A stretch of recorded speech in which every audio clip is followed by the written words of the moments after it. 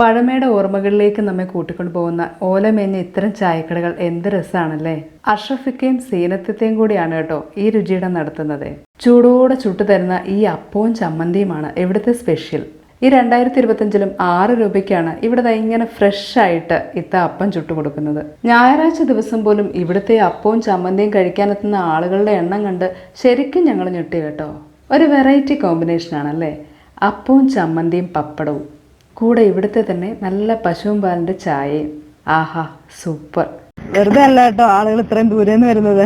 ആര്യനാട് വിതുര റോഡില് വിനോബാനികേതൻ ജംഗ്ഷനിലാണ് കേട്ടോ ഈ കുഞ്ഞു കടയുള്ളത്. പിന്നെ കാണുമ്പോൾ ആഡംബരമൊന്നും ഇല്ലെങ്കിലും കിട്ടുന്ന ആഹാരം ശുദ്ധിയുള്ളതും വൃത്തിയുള്ളതും രുചിയുള്ളതുമായിരിക്കും. ഒറിജിനല് പശുവും പാലാണ്, മായം ചേർക്കാത്ത നാടൻ സാധനം. ഇങ്ങനെയുള്ള നിഷ്കളങ്കമായ ചിരിയും ചായക്കട വർത്തമാനങ്ങളും ഒക്കെ കാണണമെങ്കിൽ ഇതുപോലെയുള്ള രുചിയിടങ്ങളിൽ തന്നെ വരണം.